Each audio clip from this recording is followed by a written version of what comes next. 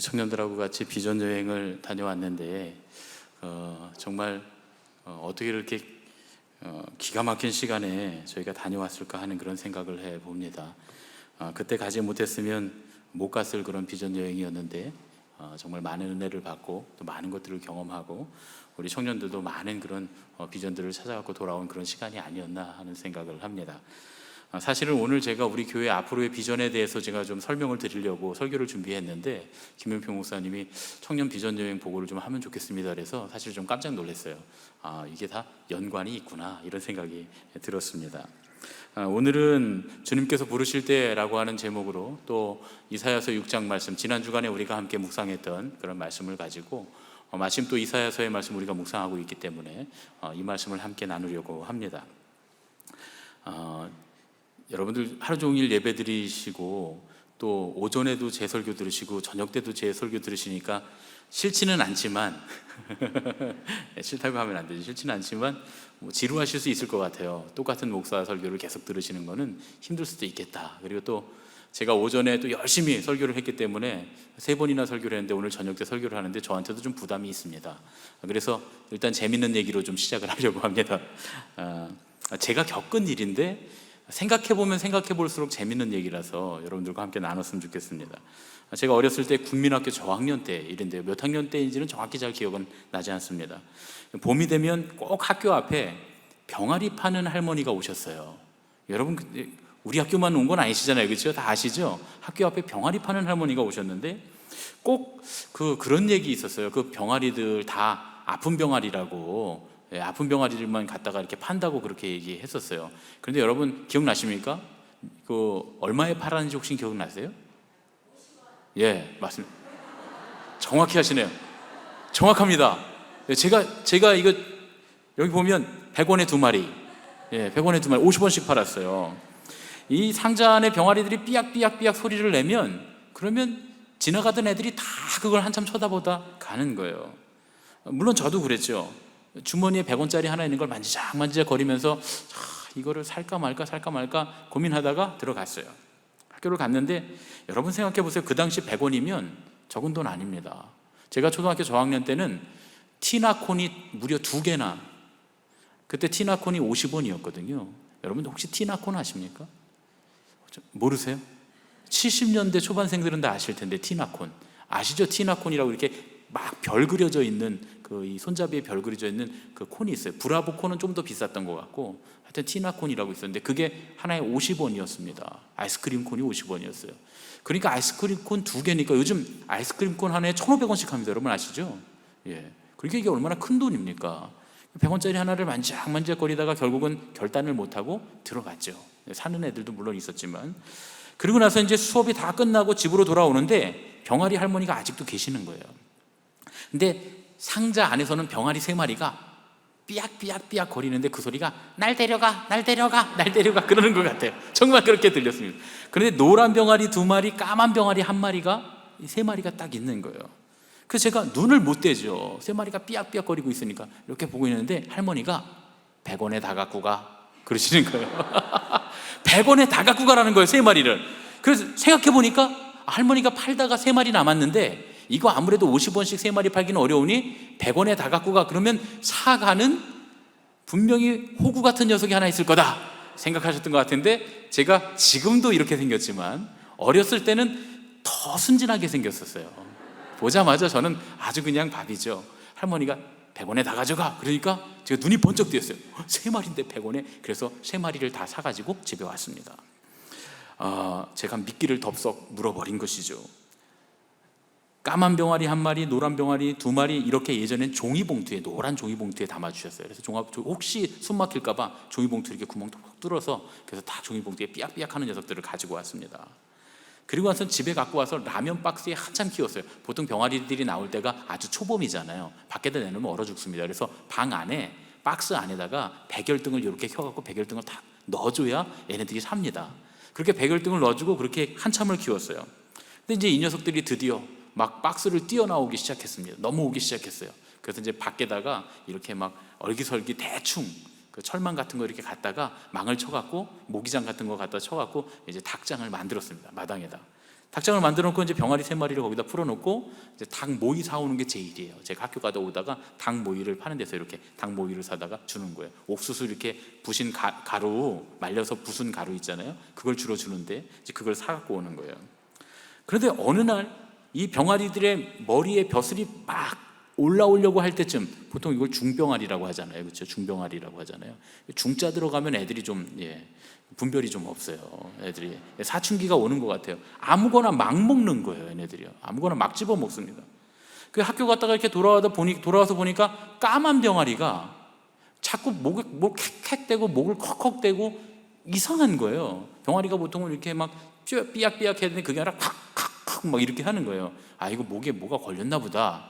그러고 있는데 결국은 모이도 못 먹고 물도 못 먹고 목에 뭐가 걸렸는지 이 녀석이 시름시름 막 다 죽어가는 거예요. 막 숨이 막히는 것 같아요.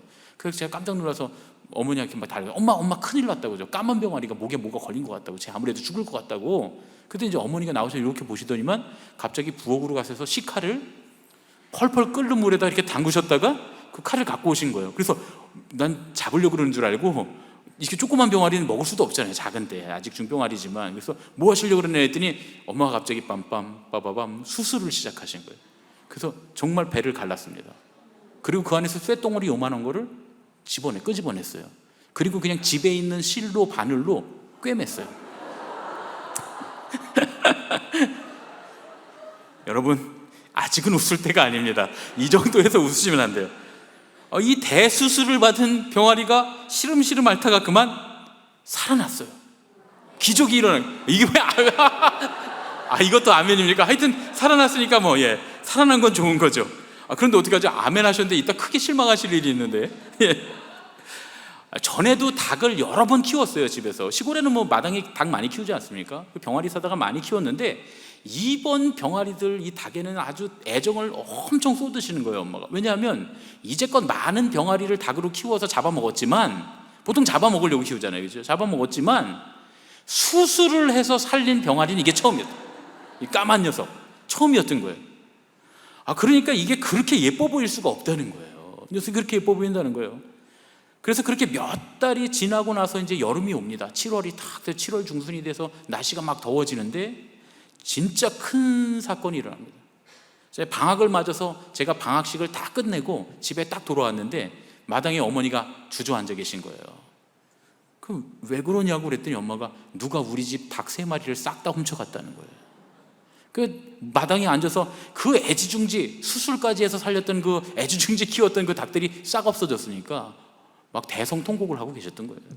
그래서 제가 그래갖고 너무나 황망하고 무섭고 또 이 허무하고 막 이런 마음을 갖고 있는데, 근데 말이죠, 그 범인이 말이죠, 우리 아버지가 개울에 솥단지 걸어놓고서 친구들하고 3마리를 다 잡아 드신 거예요. 그날 저녁에 좀 시끄러웠습니다. 집이 좀 시끄러웠어요. 여러분, 저는 정말 평생에 처음 있었던 일이고 정말 웃지 못할 아주 우스운 그런 기억이라서 여러분들 함께 나눴습니다. 여러분, 작은 물건도 우린 그런 것 같아요. 감정이 이입되면, 뭔가 좀 소중하다라는 느낌이 들면 작은 물건 하나도 잘 못 버리잖아요. 제가 우리 아이들 키울 때 입혔던 그 옷 붙들고 울었던 얘기 여러분 제가 한번 해드렸죠. 못 들으신 분들은, 들으신 분들은 그날 나오신 거고, 못 들으신 분은 그날 안 나오신 건데 고개를 설레설레 흔들지 마세요. 티가 나니까. 제가 우리 아들 그 어렸을 때 입었던 그 베네 쪼고리, 그리고 이렇게 우주복 이런 것들 있잖아요. 버리러 갔다가 재활용통에 넣으려고 하다가 주저앉아서 한참 울다가 끌어안고 다시 온 적이 있어요. 그때 제 아내가 왜 그러냐 그러더라고요. 그래서 제가 그랬죠. 우리 아들 냄새가 나, 여기서. 우리 아들 냄새가 아직 안 빠졌는데 이거를 그 재활용통에 버리려니까 우리 아들을 버리는 것 같은 느낌이 들어서 얼마나 마음이 아픈지 그 재활용통 옷통 앞에서 막 울다 온 그런 경험이 있습니다. 못 버리고 가지고 왔어요. 어느 날 우리 아내가 몰래 버렸어요. 그래서 그랬던 경험이 있습니다. 작은 물건 하나도 정들면 쉽사리 못 버리는 법이죠. 그래서 사실 짐승들을 키우거나 하는 일은 참 어려운 일입니다. 그 애완동물 못 키우시는 분이 계시더라고요. 예전에. 그래서 왜 애완동물 못 키우냐고. 저도 못 키우거든요. 저는 알러지가 심해서 이 애완동물 털에 알러지가 있어서 제가 그 알러지 때문에 애완동물을 못 키웁니다. 우리는. 근데 이제 그런 것 때문인 줄 알고 그래서 못 키우냐니까 그런 거 없으시대요. 그러면 동물을 싫어하시냐고 그랬더니 너무 좋아하신다는 거예요. 그래서 그러면 왜 못 키우시냐고 그랬더니 이별하는 게 너무 힘들었어요. 대부분 애완동물들은 우리보다 먼저 가잖아요, 그렇죠? 이게 이제 제가 말씀을 조심해야 되는데, 제가 하늘나라에 간다 그러면 또 그러면 강아지가 예수 믿어서 구원받습니까? 이렇게 물어보는 게 계세요. 웨슬리 목사님은 간다고 했어요, 하늘나라에. 왜냐하면 이 동물들은 우리가 타락해서 온 세상이 타락한 거니까 하늘나라에 가면 하나님 우리가 키우던 애완동물도 다 거기 만들어 놓으셨을 거라고, 이렇게 데리고 가셨을 거라고 웨슬리 목사님 그렇게 얘기하셨어요. 실제로 웨슬리 목사님 한 설교 가운데 있습니다, 그런 설교가. 저는 그래서 제가 어렸을 때 키웠던 우리 아버지가 다 잡아먹으신 닭도 하늘나라에 있을 거라고, 그래서 제가 가면 반갑게 맞이해 줄 거라고 저는 그렇게 이제 기대를 하고 있습니다. 물론 이제 이런 건 뭐 신학적인 논의를 하게 되면 복잡하니까, 어쨌든 애완동물이 먼저 죽잖아요. 너무 힘들어서 도저히 애완동물을 못 키우시겠다는 그런 분이 계세요. 여러분 이해가 되시죠? 애완동물 키워서 먼저 보내보신 분들은 다 아시잖아요, 그렇죠? 저도 우리 강아지 키우다가 어렸을 때 마당에서 키우던 강아지 여러 번 보냈는데 참 마음이 참 힘듭니다. 밤새 잠도 안 오고 슬프고 그렇습니다. 그런데 여러분, 사람은 어떻습니까? 우리가 정말 정 주고 마음 주고 사랑했던 사람이 먼저 하나님 나라에 가면 그 슬픔은 정말 말할 수 없죠. 그런데 그 사람이 우리가 정 주고 사랑했을 뿐만 아니라 이 나라의 흥망성쇠를 짊어지고 있는 사람이라면, 정말 기대하고 있었던 그런 사람이라면 얼마나 마음이 힘들고 슬프겠습니까? 참 우리나라의 좋은 지도자들을 좀 아까운 나이에 보냈던 그런 경험들이 우리도 있잖아요, 그렇죠? 역사 가운데 그런 일들이 있습니다. 그때 얼마나 우리의 마음이 힘들고 어렵습니까? 이제 이 사람을 통해서 이 나라가 막 일어날 줄 알았는데 갑자기 그 사람이 탁 사라져버리면 얼마나 힘들겠습니까? 오늘 이 말씀을 기록하고 있는 이사야의 마음이 그렇습니다. 이사야의 마음이 바로 그런 마음이었어요. 우시야 왕은 이사야에게 있어서는 어떤 학자는 사촌이다 라고까지 말하는 그런 아주 친밀한 관계였다는 거예요. 그 우시야 왕이 어떤 사람입니까? 지금 우시야 왕이 죽던 그 해에 이사야가 우시야 왕의 죽음을 경험하고 이제 하나님의 성전에 가 있는 겁니다. 우시야 왕은 통일시대 이후에 남북으로 분열된 이 남왕국 유다에서 이전에는 유래를 찾아볼 수 없을 만큼 선정을 베푼 아주 위대한 왕이었습니다. 다윗 왕 이래의 최고의 성군이었어요. 그 후에는 더 훌륭한 왕들이 나오지만 그전에는 이렇게 훌륭한 왕이 없을 정도로 훌륭했습니다.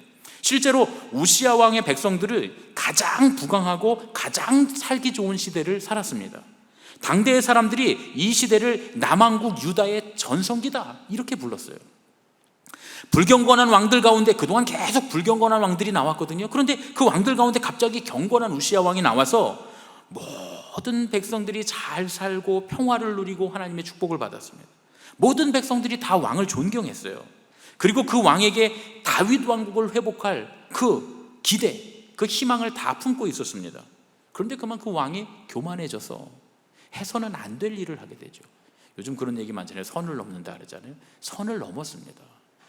하나님의 제사장들이 해야 되는 마땅한 제사를 왕이 하겠다고 교만을 부리는 바람에 병이 들게 되고, 다윗처럼 회개하고 자복하고 회복했으면 좋았을 텐데 그러지 못하고 그냥 죽어버립니다.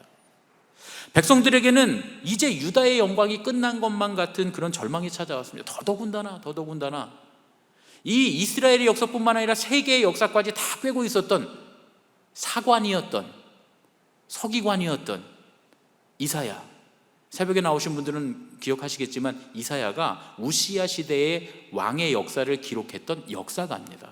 실제로 역다하에 보면 우시야 왕의 이야기를 이사야가 역사를 기록했다라고, 아모스의 아들 이사야, 선지자 이사야가 역사를 기록했다고 기록이 되어 있어요. 물론 그때는 아직 예언자가 아니었어요. 왜냐하면 하나님께서 이사야를 예언자로 부르신 때는 우시야 왕이 죽었던 바로 그 해입니다. 그 해에 예언자로 부르시기 때문이죠. 그러니까 그 이전에는 사관으로 살았습니다. 역사가로 말이죠. 서기관으로 살았던 거예요. 이 전 세계의 역사와 이 시대의 역사를 꿰뚫어 보고 있었던 이사야 입장에서 사랑하는 형이겠죠. 형님인 이 이사야의 죽음이 얼마나 힘들고 괴로웠겠습니까? 그래서 이사야가 하나님께서 이 절망 가운데 이사야가 성전에 찾아온 것을 보십니다. 그리고 그 이사야의 마음을 아시고 하나님께서 이사야를 부르십니다. 그에게 소명을 주시고 당신의 도구로 선택하셔서 이전까지는 역사를 기록한 사관이었던 이사야를 하나님의 예언, 하나님의 말씀을 기록하는 예언자로 삼으십니다. 그 내용이 바로 오늘 우리가 읽은 내용이에요. 한국교회에도 한동안 전성기라고 불리는 만한 그런 시대가 있었습니다. 십자가만 달아놓으면 천막만 쳐도 사람들이 구름대처럼 몰려오는 그런 때가 있었어요. 80년대, 90년대 이럴 땐 참 교회들이 많이 부흥했습니다. 그런데 요즘은 그렇지 않습니다. 오히려 한때 크게 부흥했던 교회들, 이 한국교회의 부흥을 선봉에 섰던 그런 교회들이 대부분 다 세상의 지탄을 받고 있어요. 그랬던 목사님들이 다 세상의 지탄을 받고 있습니다. 교회의 명성이 땅바닥에 떨어진 지 오래됐습니다. 교회라는 이름으로 선교를 하기가 어려워졌어요. 예수 믿는 교인이라고 말하면 오히려 사람들이 괜히 손가락질하고 미워하는 그런 시대가 됐습니다. 여러분, 이게 비단 코로나 사태 때문만은 아닙니다.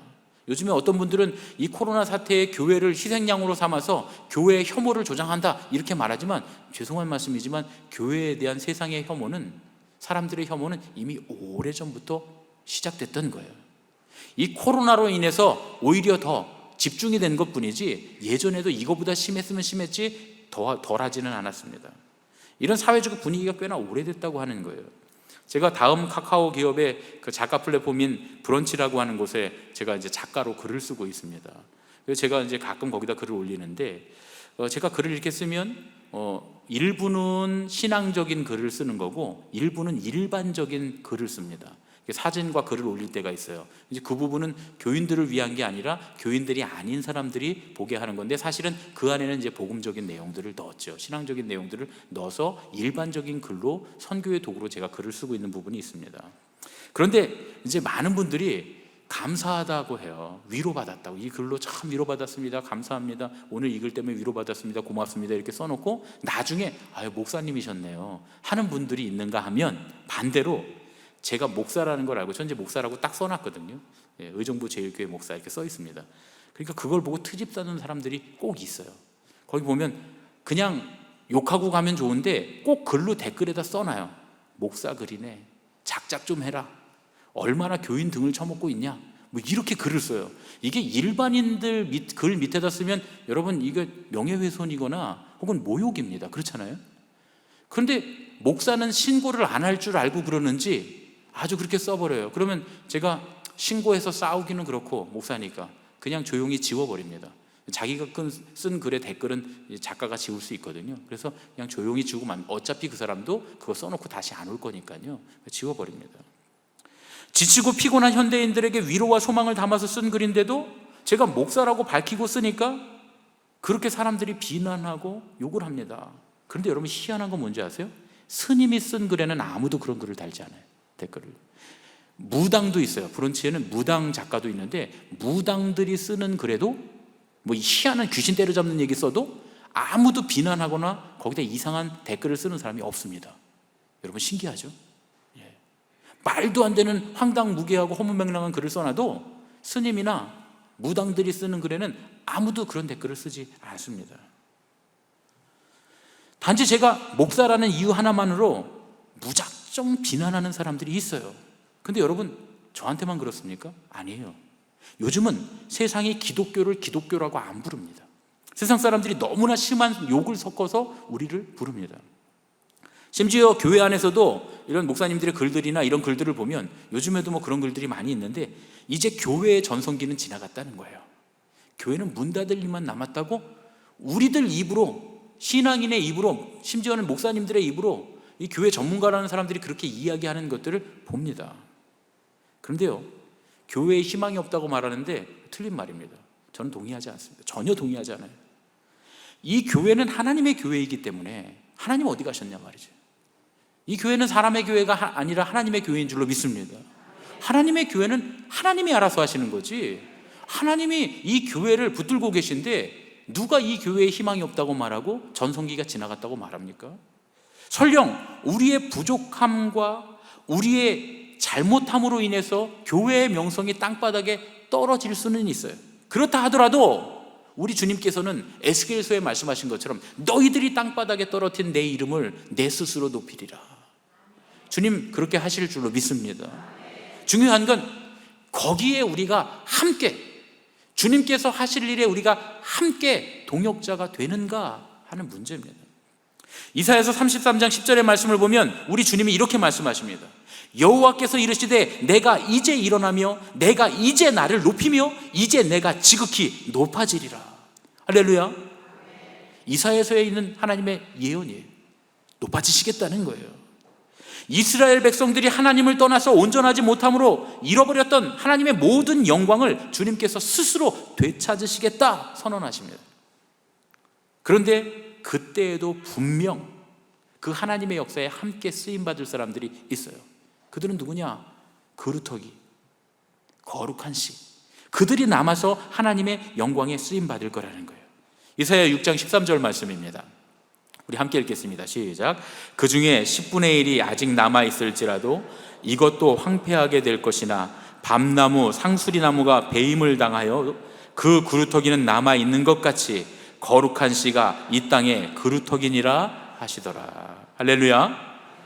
여러분, 그러면 이 땅에 그루터기, 거룩한 씨가 남는다는데 누가 과연 그루터기처럼 거룩한 씨로 쓰임받게 될 것인가 하는 겁니다. 오늘 말씀에는 그 쓰임받는 사람이 하나 있죠. 누굽니까? 이사야입니다. 아주 대표적인 인물입니다. 오늘 본문에 보면 스랍들이 나와요. 이 스랍들은 사실 우리가 성경으로 읽으니까 잘 상상을 안 해서 그렇지, 상상해 보면 아주 희한하게 생긴 존재들입니다. 날개가 3개가 있는데요, 날개가 6개가 있어요. 3쌍 날개가 6개가 있는데 두 쌍은 하는 일이 다르고요, 한 쌍으로만 날아요. 한 쌍으로는 자기 몸을 이렇게 가리고 뭐 이렇게 있습니다.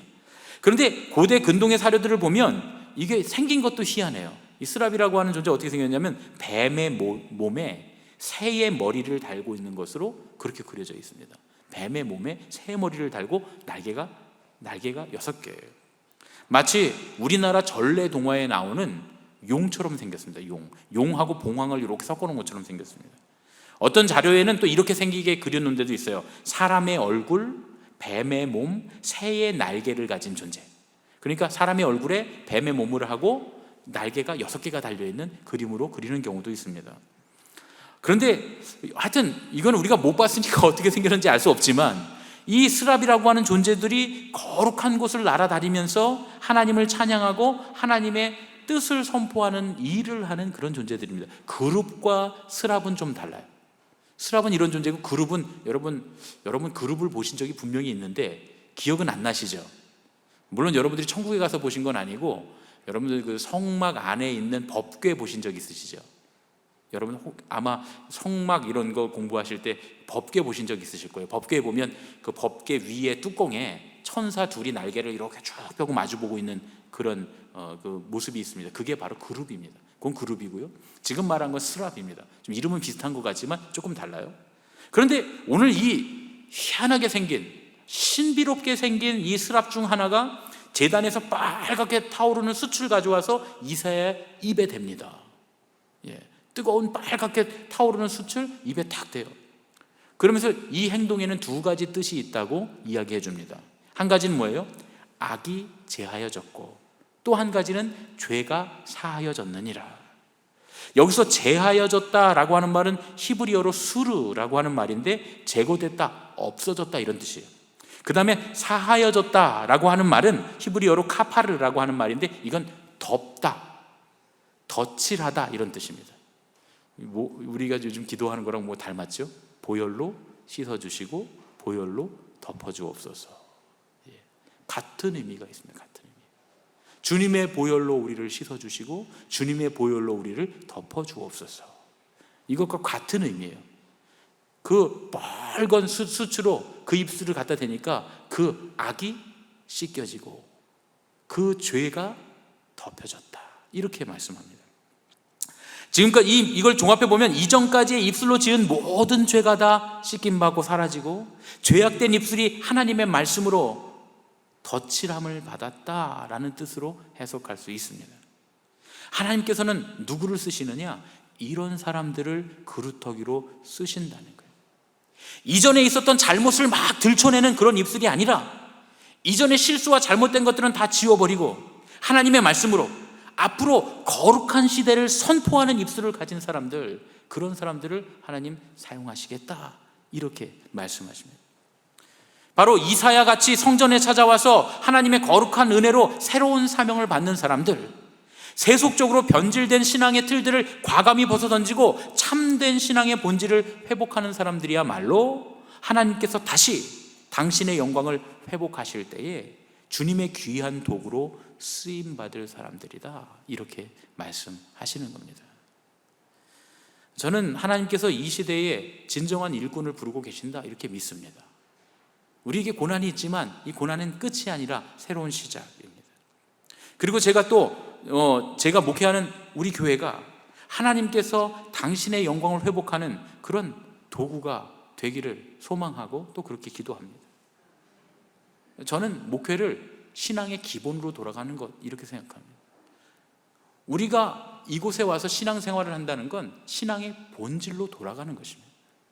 우리가 신앙을 회복한다, 부흥한다 라고 하는 건 신앙의 본질로 돌아가는 겁니다. 지난 주간에 우리가 함께 이사야서를 묵상했잖아요. 하나님께서는 정의와 공의를 잃어버린 당신의 백성들을 심판하시겠다고 말씀하십니다. 심판이 선포됩니다. 그리고 실제로 심판이 임해요. 고난이 임합니다.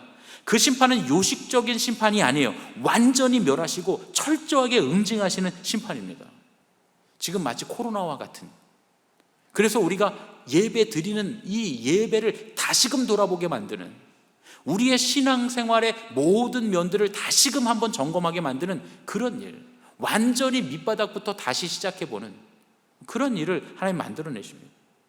완전히 그대로 이루어져서 유대 나라가 바벨론에 함락돼서 완전히 멸망하고 그 민족은 70년 동안 포로 생활을 하게 됩니다. 그런데 여러분, 하나님의 심판의 목적이 그 백성들을 멸망시키는 것이었을까요? 응징하는 것이었을까요? 그들의 잘못의 대가를 주시는 것이었을까요? 그렇지 않습니다. 하나님 이렇게 말씀하세요.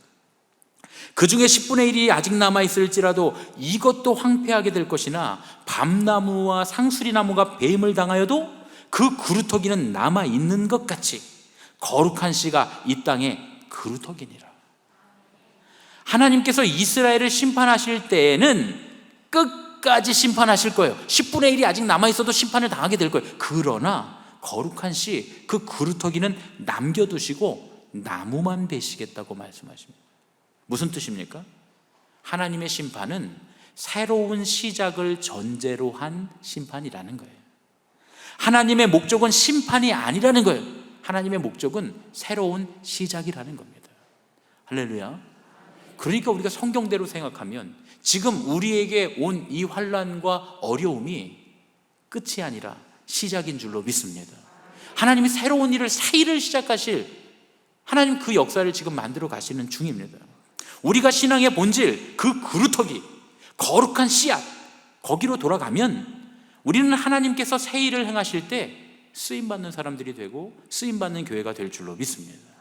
그럼 여러분, 교회의 본질로 돌아가는 게 뭘까요? 신앙의 본질로 돌아가는 게 뭘까요? 저는 부흥이야말로 신앙의 본질로 돌아가는 것이라고 생각합니다. 여러분, 부흥이라는 말이 뭡니까? 다시 일어선다는 뜻이잖아요. 그렇죠? 다시 일어나게 된다는 거예요. 영어로도 리바이벌이 부흥이에요. 재현되는 거예요. 재현. 부흥은 신앙의 본질로 돌아가는 것이고, 신앙의 본질로 돌아가는 것이 진정한 의미의 부흥이다, 이렇게 말할 수 있습니다. 그러면 신앙에 있어서 본질은 뭐냐? 하나님께서 심판을 말씀하실 때 우리가 그 그루터기, 거룩한 씨앗으로 돌아가기를 원하신다고 하나님 말씀하시는데, 이것이 신앙의 본질을 회복하는 것이고 이것이 부흥이라고 했는데, 그럼 신앙의 본질이 뭐냐 하는 얘기예요. 신앙의 본질을 회복한다는 게 과연 뭘 회복한다는 이야기냐 하는 얘기입니다. 첫 번째 PPT 보여주세요. 첫 번째는 예배가 회복되는 겁니다. 제가 이렇게 쭉 다 이제 글을 써왔는데, PPT를 만들어 왔는데, 말씀과 기도, 찬양과 교제, 이것들이 유기적으로 건강하게 어우러진 예배를 회복하는 겁니다. 기도와 찬양은 하나님께 드리는 예배, 말씀과 교제는 하나님께서 우리에게 주신 것, 그리고 우리가 형제 자매들과 함께 나누는 것입니다. 십자가의 예배이죠. 이렇게 쭉 보시면 말씀은 우리가 지금 이제 전교인 큐티를 시작했잖아요. 그래서 말씀으로 함께 교육하고 기쁨과 소망이 있는 성경 연구, 우리가 함께 성경을 연구하고 이제 여러 가지 방법으로 우리가 성경을 연구하고 공부하게 될 텐데, 큐티 이외에도 아주 깊이 성경을 묵상하고 성경을 연구하는 그런 프로그램을 또 만들 겁니다. 뒤에 또 얘기 말씀드리겠지만, 또 미디어를 활용해서 말씀을 나누는 거예요.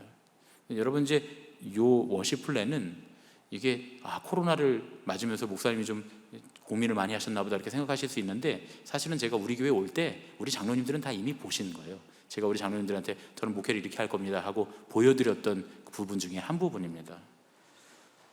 하나님의 말씀을 우리가 중심으로, 말씀이 늘 살아있는 교회, 목회자들도 말씀을 더욱더 연구하고 더욱더 좋은 말씀, 깊이 있는 말씀을 나눌 뿐만 아니라 모든 성도들, 어린아이들부터 어른들까지 모든 성도들이 하나님의 말씀을 늘 가까이 두고 하나님의 말씀이 나에게 주시는 의미가 무엇인가를 늘 묻는 그런 교회, 그리고 하나님께서 우리에게 주셨던 이 말씀의 의미가 무엇인지를 늘 찾고 연구하는 그런 교회, 이것이 예배의 본질로 돌아가는 예배의 회복이 됩니다.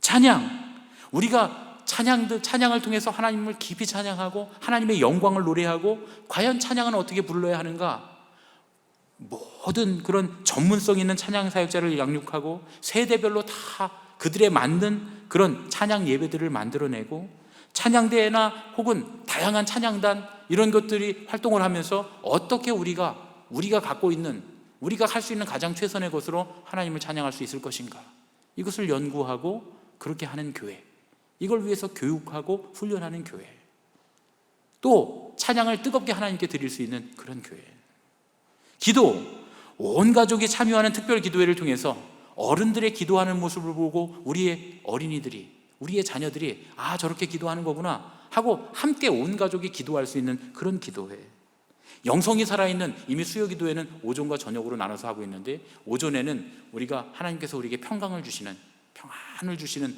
그런 기도회를 준비하고 있고, 그렇게 그런 방향으로 가고 있고, 저녁에는 우리가 뜨겁게 주님 앞에 정말 일주일의 중간에 서서 우리가 세상에서 참 힘들고 어려웠지만 다시 회복돼서 돌아가는, 충만하게 채워서 가는, 그래서 오전 예배는 다 수요 예배지만 오전에는 공감 예배고 저녁에는 충만 기도회, 오전에는 수요 공감 예배면 저녁은 수요 충만 예배로, 이렇게 예배의 이름을 바꿔서 우리가 함께 기도할 수 있게 합니다. 자녀를 위해서 어머니들이 모여서 기도하는 그런 기도회도 만들려고 하고요, 할 수 있으면 기도하는 교회, 중보 기도회가 살아있는 교회, 그런 교회들로 만들어 갈 것입니다.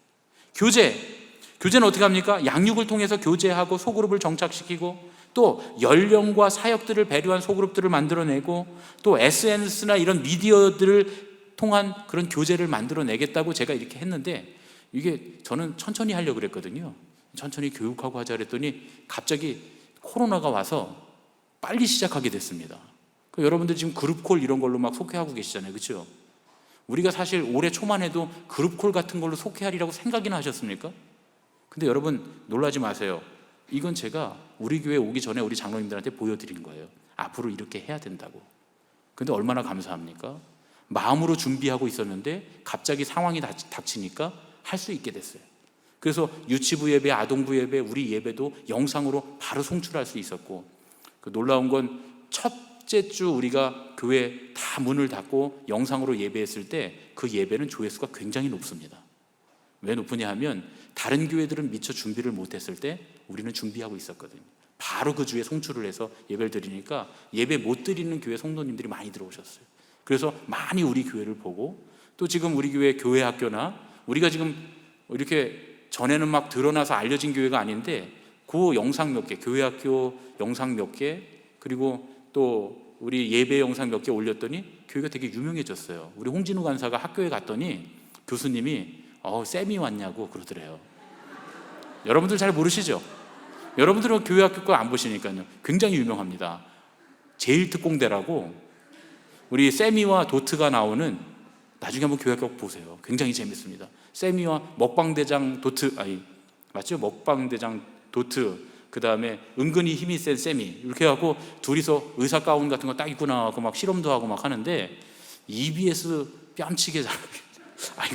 이건 좀 내가 너무 심했나? EBS 뺨치기 정말 재밌습니다. 우리 여름 성경학교도 그거 지금 계획하고 있는데 그렇게 하고 있습니다. 얼마나 감사합니까? 하나님께 드리는 예배와 말씀과 기도, 찬양과 교제가 살아있어야 됩니다. 그것이 회복될 때, 거기에 감격이 회복될 때, 그럴 때 하나님과 우리가 만나고 형제 자매가 함께 만나는, 서로 만나는 십자가의 예배가 완성되고, 그리고 이 예배가 이 모인 이 자리에서 뿐만 아니라 우리의 삶의 자리까지 확장될 때, 그때 비로소 진정한 예배, 회복된 예배가 되는 줄로 믿습니다. 다음 PPT 보여주세요. 그 다음은 사람을 세우는 훈련에 관한 겁니다. 예배를 통해서 하나님을 만난 사람들은 훈련을 통해서 하나님의 일을 하는 제자로 성장하게 되는 겁니다. 어린아이가 육체적으로나 정신적으로 성장하지 않으면 큰 문제잖아요. 그런 것처럼 영적으로 성장하지 않는 교회도 큰 문제거리입니다. 하나님께서는 하나님의 일을 하시려고 우리를 부르셨는데, 우리는 하나님의 일을 하는 데까지 자라야만 우리의 신앙이 온전한 신앙이 된다 하는 거예요. 저는 신앙의 본질을 회복하는 데 있어서 두 번째 핵심은 훈련과 양육, 그리고 가정이라고 봅니다. 우리 가정들이 살아나야 돼요. 가정을 위해서 계속 우리가 기도하고 있지만 가정들이 살아나야 돼요. 어떻게, 누가 살아나야 됩니까? 엄마가 살아나야 되고, 아빠가 살아나야 되고, 자녀들이 살아나야 됩니다. 그래서 마더와이즈 같은 엄마들을 위한 엄마 학교를 만들 거예요. 앞으로 부부 학교도 만들 겁니다. 부부들이 함께 어떻게 부부 생활을 해야 되는가, 신앙적으로 해야 되는가, 그런 거에 대한 이야기를 함께 나누고 함께 훈련받는 것도 할 거예요. 결혼 예비, 출산 예비 학교, 이런 것들을 할 겁니다. 아이를 낳아서 어떻게 키우는가, 신앙적으로 키우는 아이를 키우는 건 어떤 것인가, 이 아이를 낳기 전에 어떻게 신앙적으로 준비할 것인가, 또 결혼을 하기 전에는 어떻게 준비해야 되는가, 그리고 결혼해서는 또 신혼생활은 어떻게 해내야 되는가, 이런 것들에 대한 교육들을 할 겁니다. 그렇게 해서 정말 온전한 가정, 세상처럼 막 그냥 한번 얼굴 보고 헤어지는, 깨지는 그런 가정이 아니라 정말 하나님께서 축복하시는 가정으로 만들어야겠다. 신년학교, 신년학교는 온 가족이 함께 모여서, 온 가족이 함께 가족의 모든 하나님께서 처음 해주셨던 그 가족의 첫 번째, 세상에 이 온 우주의 첫 번째 교회인 가정을 회복하는 신년학교, 또 가정 큐티 학교, 가족들이 어떻게 다 함께 어린아이부터 어른들까지 함께 가정 안에서 큐티 나눔을 하고 함께 묵상을 할 것인가, 이런 것들에 대한 것들을 만들어가면서 하나님의 말씀 안에 있는 가정, 이렇게 만들어 가려고 하고요. 양육의 부분은 새 가족을 어떻게 양육해서 우리 교회의 교인으로 정착시킬 것인가, 1:1 양육을 함으로써 어떻게 신앙의 기초를 잡아줄 것인가. 여러분, 우리가 신앙생활 잘한다고 생각하지만 신앙의 기초를 하나하나 찝어가면서 돌다리를 두들겨 보면 흔들리는 돌다리가 분명히 있습니다. 신앙생활 수십 년 해도 이런 것들은 탁월한데 이런 부분에서는 정말 허무맹랑한 경우가 있어요. 많습니다. 그런 점검하는 시간, 신앙을 점검하는 시간, 또 우리가 제자로서 어떻게 이 제자 신학훈련인데, 신학훈련이라고 하지만 신앙의 깊은 곳에 가는 거예요. 어떻게 이 세상에 대해서 판단하고 우리의 신앙의 삶을 어떻게 판단할 것인가 하는, 정말 감리교인으로서 꼭 해야 되는 그런 신학훈련, 더 웨이라고 하는 그 웨슬리 목사님의 설교로 되어 있는 그런 책이 있습니다. 그런 걸 통해서 신학훈련을 하고 우리가 이 세상 가운데 어떻게 신앙인으로 살아갈 것인가. 또 교육, 우리 어린이들 세례 캠프를 하고 세례의 중요성을 알려주고, 또 잉글리시 바이블 캠프 같은 거 하면서 아이들이 이제는 앞으로는 영어 해야 되잖아요. 우리 아이들이 어떻게 하나님의 말씀을 영어로 전파하고 전하고 배울 수 있을까, 이런 것도 공부하고, 큐티 훈련하고, 또 TBC 성경 연구를 통해서 성경의 또 깊은 곳에 우리가 함께 들어가고, 청년들과 함께 비전 트립을 하고, 앞으로 동아리를 만들고 문화학교를 하고, 우리 교인들이 다 자기의 달란트대로 여기저기 청년들부터 어른들까지 다 들어가서 이런 활동도 하고 저런 활동도 하면서 우리 교회에서 어떻게 하나님께 영광을 돌리고, 아까 우리가 했던 그 찬양, 이런 것들과 다 연관지어서 어떻게 우리가 이 신앙생활을 교회 안에서 즐겁게 은혜롭게 할 것인가, 이런 것들에 대한 생각들도 할 겁니다. 다음 PPT 보여주세요. 그리고 이제 세 번째로는 선교에 관한 계획입니다. 하나님의 사람들이 훈련을 받는 이유는 하나님의 일을 하기 위해서라고 제가 말씀드렸어요. 하나님의 일은 땅끝까지 복음을 증거하는 겁니다. 온 인류를 제자 삼아서 하나님의 계명을 가르쳐서 지키게 하는 겁니다. 그것이 세상을 향한 참된 섬김이자 신앙의 본질입니다. 우리는 이 세상을 섬기기 위해서 선교의 대상인 세상을 이해해야 돼요. 그리고 그들의 필요를 채우고 그렇게 함으로써 선교합니다. 그래서 선교와 봉사라고 하는 것, 나눔으로서의 선교라고 하는 개념이 굉장히 중요합니다. 저는 이제 우리가 이미 교회에서 미디어 선교 프로그램도 저희가 진행을 했어요. 우리 교육자들 중심으로 해서. 그래서 어떻게 미디어로 선교할 것인가, 과연 이 미디어, 디자인 혹은 우리가 마케팅, 이런 개념을 어떻게 교회로 들어와서 세상 사람들을 이해하고 세상 사람들에게 복음을 잘 맛있게 만들어서 전해줄 것인가에 대한 그런 이제 논의들을 해가고 있습니다. 방송 매체를 통해서, 출판을 통해서, 디자인을 통해서, 영상을 통해서, 홈페이지를 통해서, SNS를 통해서 우리가 계속 선교의 방향들을 만들어낼 거예요. 실제로 전도지를 줘서 교회에 오시는 분들도 간혹 있지만, 매체를 통해서, 미디어를 통해서 교회에 오시는 분들이 더 많은 세상을 우리가 살고 있기 때문에 어떻게 이것들을 만들어 갈 것인가.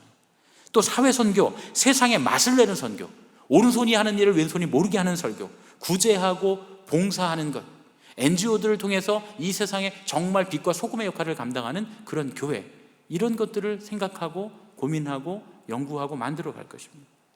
국내 선교는 그냥 돈만 보내는 교회로서 끝나지 않을 겁니다. 이제는 우리 가까이 있는 교회들부터 시작해서 가서 여름 성경학교도 해주고, 우리가 그 교회 무슨 일이 있다면 가서 같이 도와주고, 같이 나가서 전도지를 들고 나가서 전도도 해주고.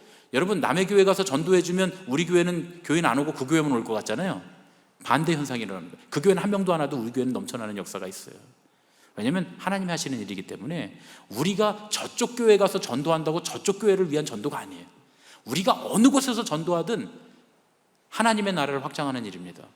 그런데 기가 막히게 하나님 그걸 아세요. 해본 사람만 합니다. 저는 여러 번 경험했어요. 다른 곳에 가서 다른 교회에 전도해서 사람들을 전도해 줄 때 우리 교회는 전도 하나도 안 해도 우리 교회 사람들이 찾아오는 역사가 일어나는 걸 봤습니다.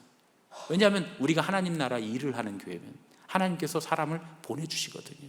그런 일들이 일어납니다. 어떻게 이 미자립 교회, 작은 교회들 성장시켜서 정착시켜야 될 교회들을 우리가 도울 것인가, 이런 것들에 대한 논의를 하고, 돈만 보내는 선교가 아니라 실질적으로 우리가 함께 기도하고 중보하고 도울 수 있는 교회. 여긴 중보 기도도 굉장히 중요하죠. 우리가 새벽마다 우리 돕는 교회들을 위해서 기도하는 이유가 있습니다. 어떤 분들은 그래요. 뭐 이렇게 기도 제목 이렇게 목사님들 이름 잔뜩 써놓고 교회 이름 잔뜩 써놨냐고. 여러분, 우리가 신앙인이잖아요.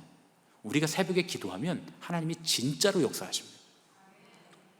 진짜로 역사하십니다. 저는 이거 확실히 믿어요.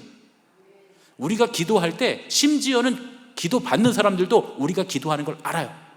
누가 기도하고 있지 우리를 위해서? 이건 목회해 본 사람들은 다 압니다. 누가 지금 나를 위해서 기도하고 있지? 그걸 알 수 있어요. 하나님의 놀라운 역사, 영적인 역사의 비밀입니다. 해외 선교는 어떻게 합니까? 보내는 선교사로서의 교회. 어떻게 하면 선교사들을 실질적으로 도울 수 있을 것인가? 실제적으로 선교를 후원할 수 있을 것인가? 어떻게 하면 우리가 조금이라도 도움이 되고 찾아가서 그들을 함께 돕고 함께 선교할 수 있을 것인가? 이런 선교의 모델들을 만들어내는 그런 교회가 되어야 한다, 그런 얘기죠. 다음 PPT 보여주세요. 교회의 부흥을 이끄는 핵심은 예배와 훈련, 섬김으로서의 선교, 이것들이 우리가 주님께서 주신 하나의 비전 안에서 유기적으로 일어날 때, 그때 비로소 부흥이 일어나는 겁니다. 이런 신앙의 본질적인 요소들이 회복되면 당연히 부흥은 일어나게 돼 있어요. 사람이 많이 모이는 부흥이나 재무가 늘어나는 부흥, 물론 그런 것도 있습니다. 그런데 중요한 건 이전에 한국 교회는 사람이 많이 모이는 부흥과 재무가 늘어나는 부흥에만 너무 집중했어요. 더 중요한 게 있습니다. 하나님께서 기뻐하시고 칭찬하시고 세상의 사람들이 기뻐하고 칭찬하는 교회, 저들은 진정 하나님의 자녀들이다 고백하는 그런 교회, 하나님과 사람 앞에 사랑스러워가고 칭찬받는 그런 교회가 될 줄로 믿습니다. 본질이 회복돼야 되는 거예요. 어떤 분들은 이 계획을 보시고 야, 이제 우리 큰일 났다, 이거 오태훈 목사님이 와갖고 우리를 들들 볶겠구나, 이렇게 생각하시는 분이 계실지 모르겠어요. 그런데 교회 일이 너무 많아지는 거 아니냐? 그렇지 않습니다. 저는 그렇게 막 여러분들에게 많은 일을 시킬 계획은 없어요. 건강한 교회에 있어서 가장 중요한 요소는 유기적으로 상호작용하는 겁니다. 여러분들이 모든 걸 다 해야 되는 게 아니에요. 누구는 이런 일을 하고 누구는 이런 일을 하고 누구는 이런 일을 해야 되는 거잖아요.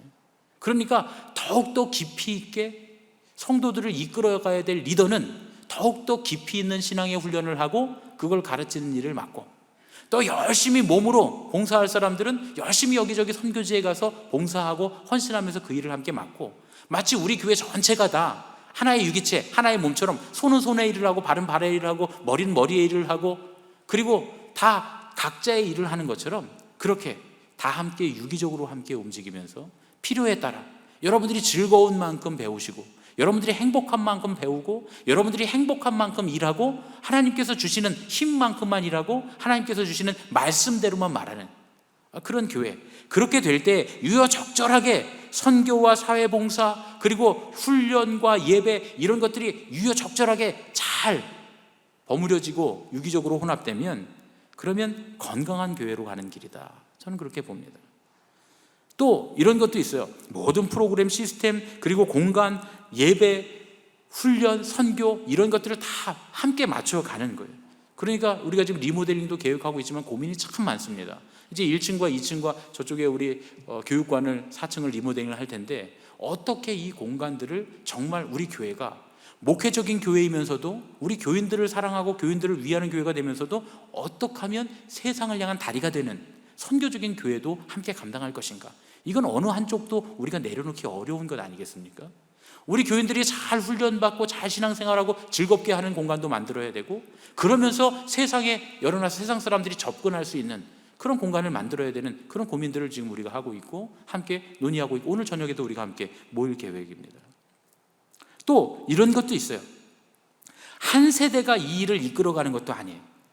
제가 브런치에 쓴 글 중에 보면 교회의 미래에 관한 글을 쓴 게 있는데, 여러분들 혹시나 궁금하시면 한번 읽어보시면, 저는 목회자와 평신도들이 함께 주도하고 어르신들의 지혜와 젊은 세대의 열정이 함께 동역할 때에만 교회의 밝은 미래가 있다고 그렇게 믿습니다. 한쪽만 지나치게 발달한 신앙이 균형 없이 건강하지 못한 신앙인 것처럼, 교회도 한 세대만 있는 교회는 건강하지 못하다고 저는 그렇게 봅니다. 어린이로부터 어른들까지 모두 온 세대가 행복한 교회가 좋은 교회입니다. 어린이들도 행복하고 어르신들도 행복하고, 그래야 좋은 교회인 줄로 믿습니다. 우리 의정부 제1교회가 그런 교회가 되어야 될 줄로 믿습니다. 그것이 본질을 회복한 교회가 아닌가 말이죠. 젊은 사람들이 힘있게 앞으로 헌금 많이 할 거니까 젊은 사람들이 많아야 된다, 이것도 좀 뭔가 좀 잘못된 생각이고, 나이 연세 많이 드신 분들이 그동안 우리가 교회 열심히 했으니까 교회가 우리 중심으로 해줘야지, 이렇게 생각하는 것도 잘못된 생각이고, 우리 모두가 다 행복할 수 있는 그런 교회가 되어야 되겠다. 하나님께서 이사야를 부르셔서 남한국 유다의 다음 전성기를 일으키십니다. 전성기가 지나갔다고 생각했던 그때에, 우시야가 죽었을 때만 해도 너무나 절망적이던 그 유대 나라의 미래였지만, 하나님의 부르심에 응답해서 내가 여기 있나이다, 나를 보내소서 라고 순종했던 그 이사야를 통해서 하나님께서 더 큰 신앙의 전성기, 더 풍요로운 전성기를 맞게 하십니다. 이사야 예언자가 가장 열심히 최고로 활동하던 때가 어느 왕 때입니까? 히스기야 왕 때죠. 우시야 왕 때까지의 유대 역사를 보면 우시야 같은 왕이 없었어요. 그런데 놀랍게도 그 모든 것이 절망 같았던 그 시대가 지나가면서 히스기야가 나타납니다. 그래서 정말 아수르 같은 강대국이 몰려와서 예루살렘 성을 뺑뺑 둘러쌌어도 결국은 함락하지 못하고 예루살렘에게 항복하고 자기 나라로 돌아가는, 이게 히스기야 왕 때 일어난 일입니다. 이런 놀라운 부흥의 역사, 이런 놀라운 능력 있는 세대를 맡게 하신 줄로 믿습니다. 할렐루야. 그뿐입니까? 이사야를 통해서는 거기서만 끝나지 않습니다. 완전한 부흥의 결정판인 그리스도의 나라가 이새의 싹에서 한 뿌리, 이새의 뿌리에서 한 싹이 나서 이제 온 인류가 다 구원받게 되는 놀라운 그리스도의 나라를 이사야가 대망합니다. 하나님의 나라를 바라봅니다. 지금 우리에게까지 갈 길을 인도해주는 놀라운 역사의 증인이 됩니다. 지금 코로나로 굉장히 어려운 때에 많은 사람들이 교회의 부정적인 미래에 대해서 얘기합니다. 그러나 우리가 분명히 알아야 할 것은 밤나무, 상수리나무가 배임을 당하여도 거룩한 씨, 그루터기는 남을 줄로 믿습니다. 하나님께서는 이사야를 통해서 심판을 말씀하시면서도 거룩한 씨, 그루터기를 지금 찾아서 부르시고 계시는 거예요. 하나님께서 우리를 부르실 때 다 다른 방법으로 부르실 수 있습니다. 그러나 가장 확실한 한 가지는 하나님께서 지금 우리 모두를 소명하고 계시다는 겁니다. 우리를 부르시는 줄로 믿습니다. 그래서 제가 아가서의 말씀으로 오늘 말씀을 마치려고 합니다. 아가서 2장 10절로 13절 말씀. 나의 사랑하는 자가 내게 말하여 이르기를 나의 사랑 내 어여쁜 자야 일어나서 함께 가자. 겨울도 지나고 비도 그쳤고 지면에는 꽃이 피고 새가 노래할 때가 이르렀는데 비둘기의 소리가 우리 땅에 들리는구나. 무화과 나무에는 푸른 열매가 익었고 포도나무는 꽃을 피워 향기를 토하는구나. 나의 사랑 나의 어여쁜 자야 일어나서 함께 가자. 할렐루야. 우리를 부르시는 주님의 음성인 줄로 믿습니다. 모든 사람들이 다 아니라고 해도 이제 하나님께서 하실 그 새일에 꽃이 피고 그 푸른 들판으로 향해 달려가는 놀라운 미래가 우리에게 있을 줄로 믿습니다. 세상에서 맛있는 소금처럼 버려진 이 교회 가운데 하나님께서 다시금 주님의 이름을 높이실 때 우리가 함께 주님의 이름을 높여드리는 그런 동역자가 되기를 예수님의 이름으로 축원합니다. 우리 오늘은 저녁이지만 인사하겠습니다. 이렇게 인사했으면 좋겠습니다. 우리의 전성기는 이제 시작입니다. 우리의 전성기는 이제 시작입니다. 할렐루야. 우리 의정부 제1교회를 통해서 하나님께서 한국교회 또 이 땅의 교회의 새로운 미래를 함께 열어가실 줄로 믿습니다.